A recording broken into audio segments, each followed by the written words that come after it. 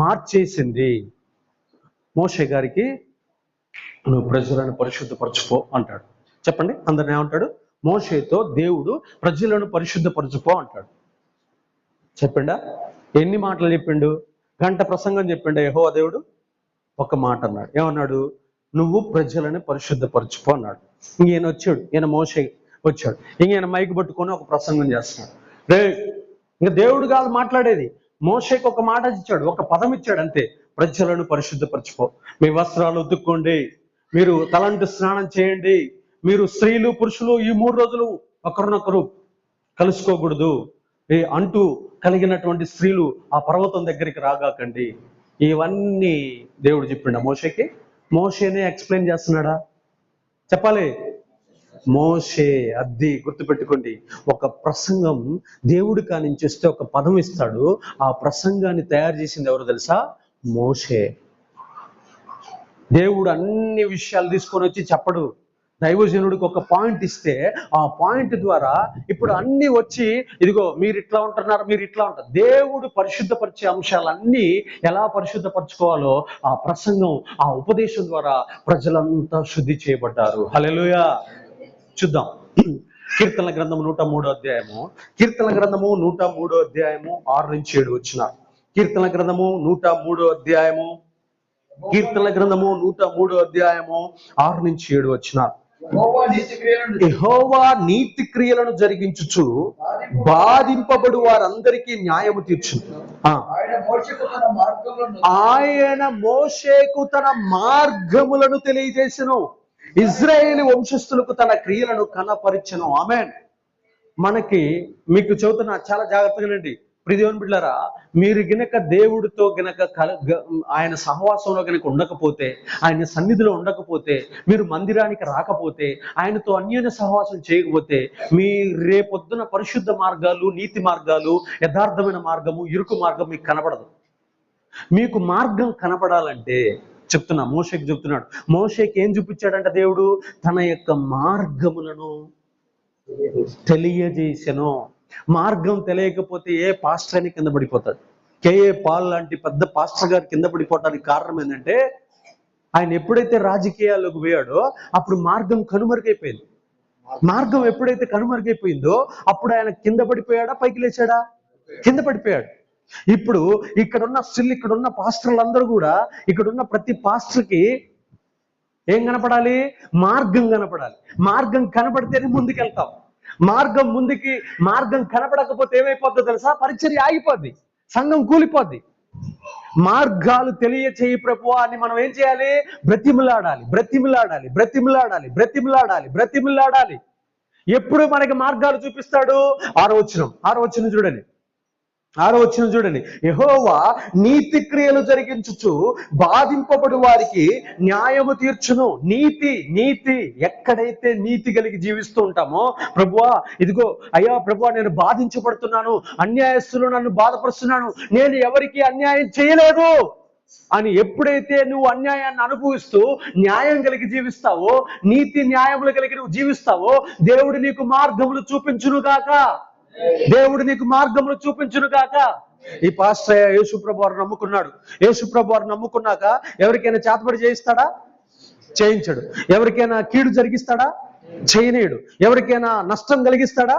చేయనీయుడు. అంటే ఇప్పుడు ఈయన దేంతో నడుస్తున్నాడు? నీతి న్యాయములతో జీవిస్తున్నాడు.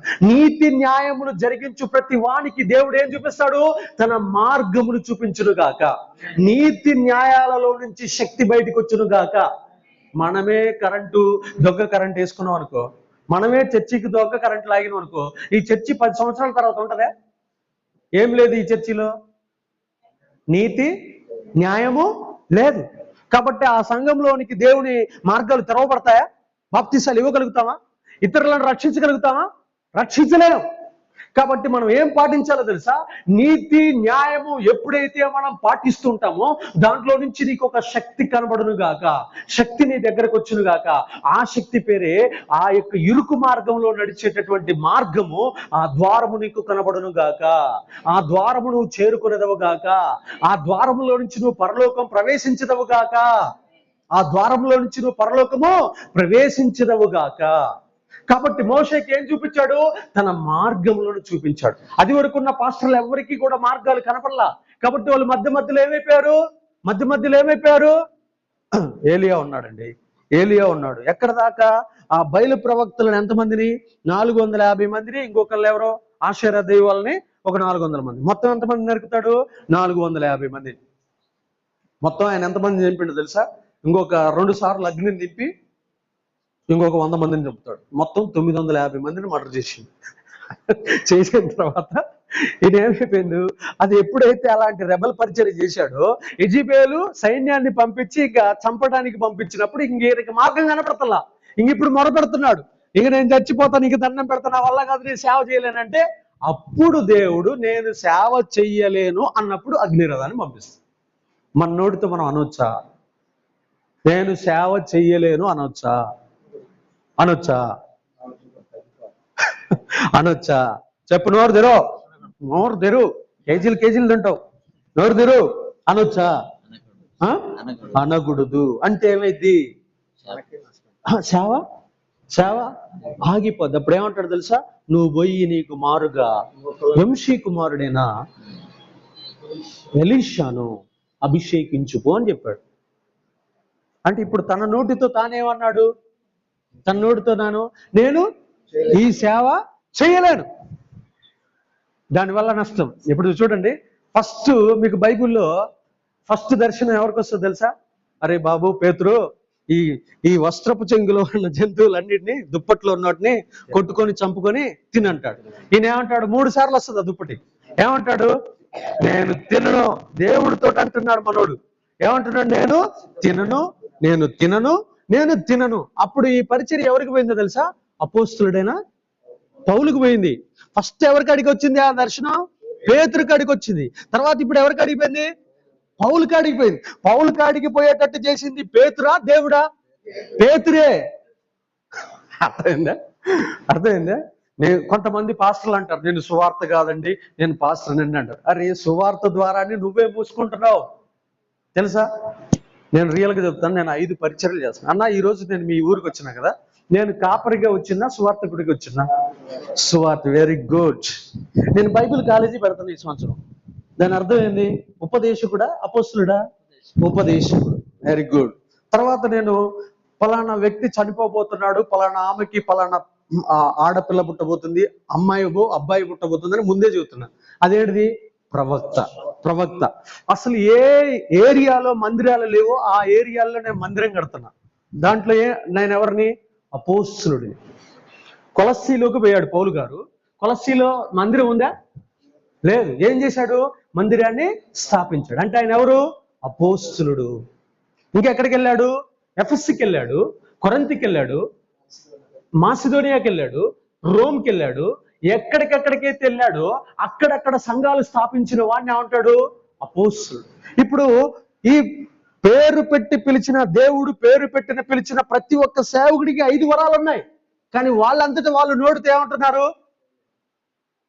నేను సువార్తికును. ఒక పేరు పెట్టుకుంటాడు. ఒక ఆయన మిషనరీ అని పేరు పెట్టుకున్నాడు. ఇంకా ఆయన ఎవరు పిలవట్లా. తెలుసా మీకు ఆ విషయం? అవన్నీ కాదు. ఒక ఆయన సువార్తికుడు అని పేరు పెట్టుకుంటాడు. ఇంకా కాపర్లు పిలవరు, అపోస్తులు పిలవరు. అసలు అలా పేర్లు పెట్టకూడదు.